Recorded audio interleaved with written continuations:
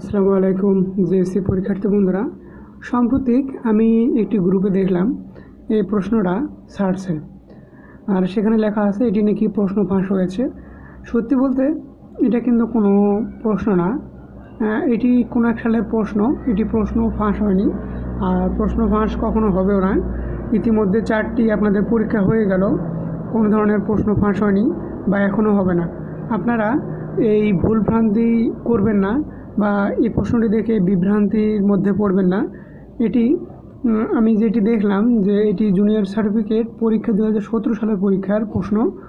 আপনারা হয়তো বা পড়তেছেন এটা অনেকেই, এই জন্য সতর্ক করে দেওয়ার জন্য আমার ভিডিওটি করা। এটি সম্পূর্ণ একটি 2017 সালের কোনো এক বোর্ডের প্রশ্ন। আর এই বোর্ডে যে প্রশ্নগুলো লেখা আছে, স্পরিগাল কোন পর্বের প্রাণী, দ্বিপদ নামের বলতে কী বোঝো, মানবদেহের প্রতিটি দেহের কোষের ক্রোমোজোম সংখ্যা কতটি, মিউসিস হ্রাসমূলক বিভাজন বলা হয় কেন। আর এখানে 3 নম্বর প্রশ্নে ওজন স্পর্শ কাকে বলে, ব্যাপন ও অভিশ্রাবণ মধ্যে দুটি পার্থক্য, উল্লেখিত প্রক্রিয়াটির গুরুত্ব আলোচনা করো।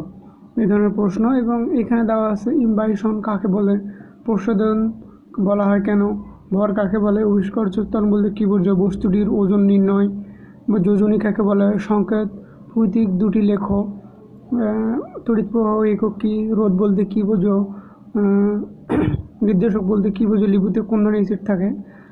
এবং নিচে আরেকটি প্রশ্ন, আলোর পূর্ণ অভ্যন্তরীণ কাকে বলে, পূর্ণ অভ্যন্তরীণ প্রতিফলন বলতে কী বোঝো। ঠিক এই রিলেটেড প্রশ্নটাই ছিল।